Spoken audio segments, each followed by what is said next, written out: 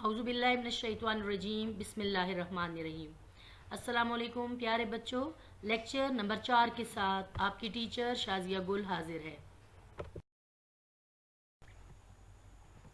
बच्चों, इससे पहले वाले लेक्चर में हमने सबक नंबर 1 फ़ाते मक्का हज़रत मोहम्मद सल्लल्लाहु अलैहि वसल्लम की पढ़ाई और वजाहत की थी, मगर आज हम इसकी मश्क करेंगे।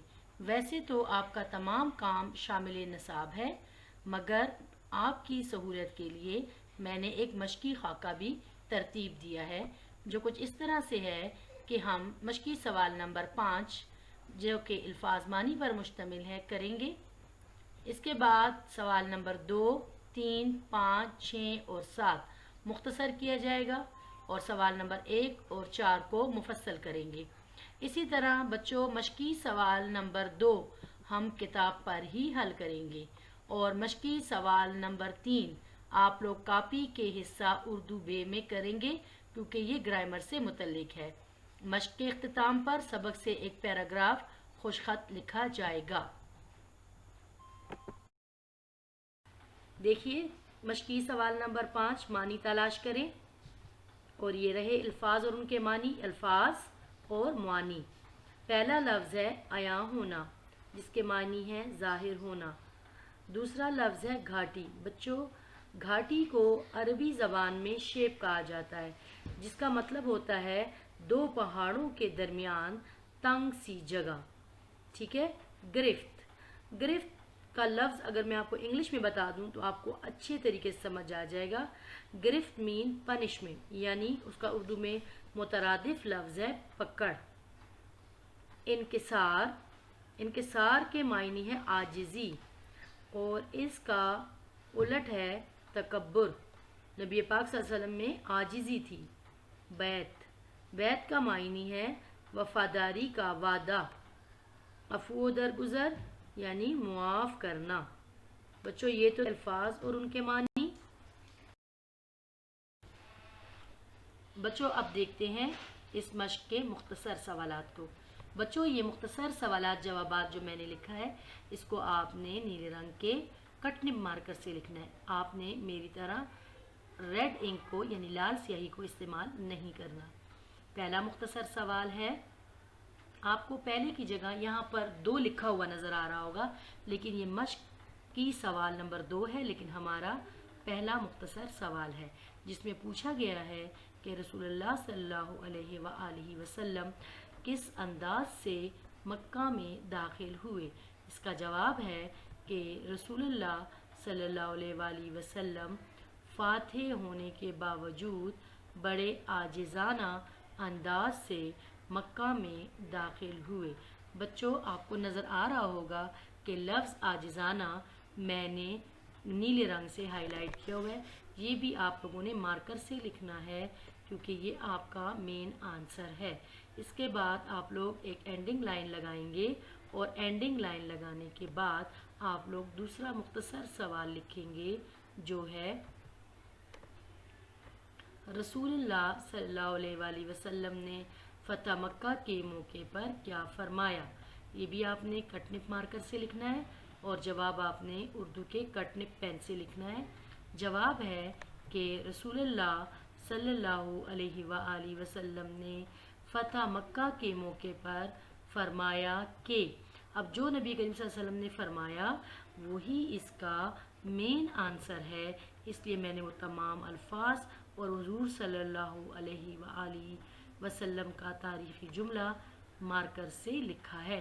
आप लोगों ने भी इसी तरह सफाई से और खूबसूरती से अपनी कापी पर काम करना है। आज तुम पर कोई गिरफ्त नहीं, जाओ तुम सब आज़ाद हो।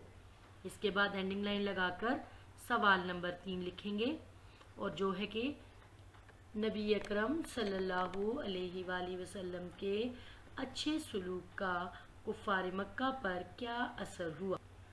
ज़ाहिर बात है, इतनी बड़ी माफ़ी मिलने के बाद उन पर पॉजिटिव असर ही हुआ होगा, जिसका जवाब है कि नबी अकरम सल्लल्लाहु अलैहि वसल्लम के अच्छे सलूक का कुफ़ार मक्का पर ये असर हुआ کہ وہ سب مسلمان ہو گئے۔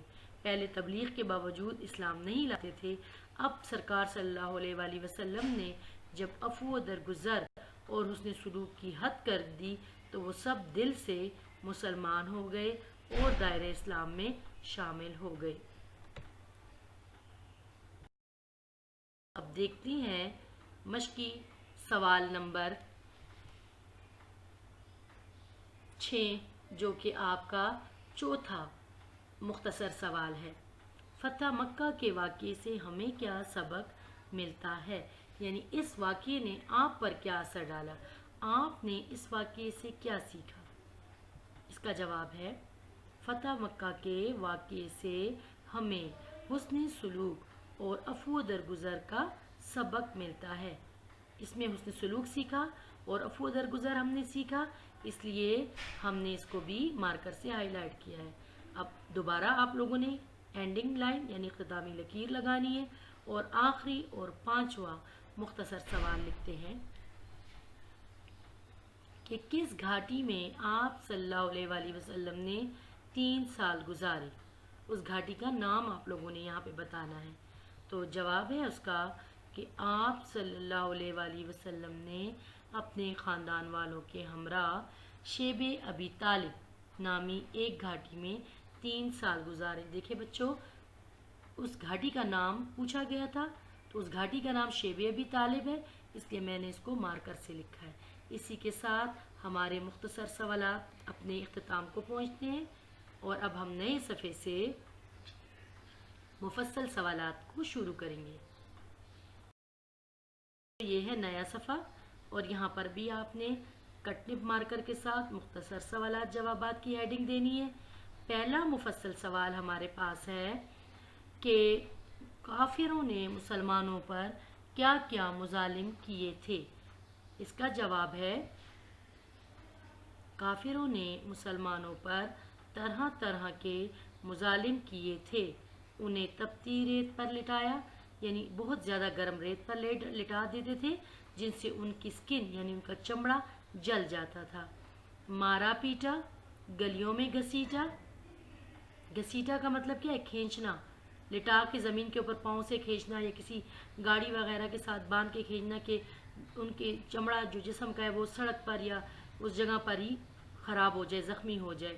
اور کئی بے گناہ مسلمانوں کا ناحق قتل کیا۔ ناحق مطلب کئی مسلمانوں کو بے قصور ہی قتل کر دیا بغیر کسی گناہ کے۔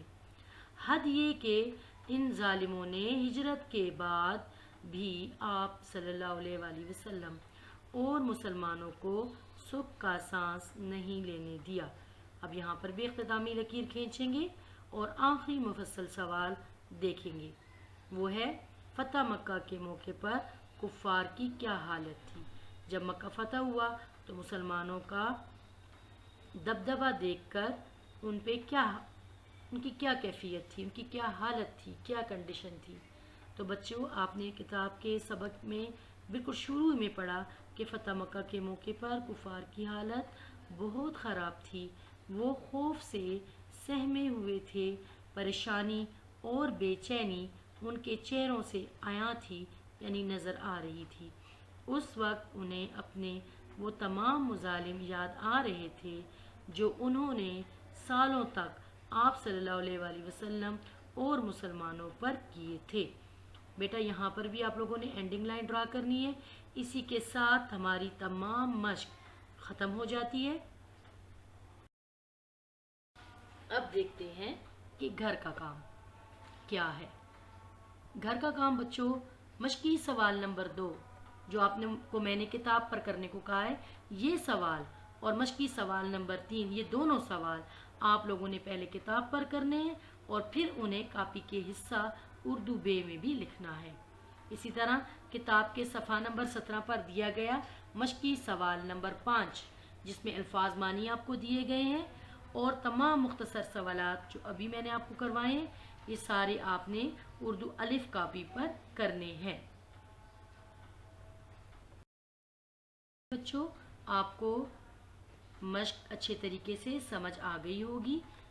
اس پیغام کے ساتھ آپ سے اجازت چاہوں گی کہ گھر پر رہیں، محفوظ رہیں اور اپنی صحت کا خیال رکھیں۔ آپ سب کا بہت بہت شکریہ.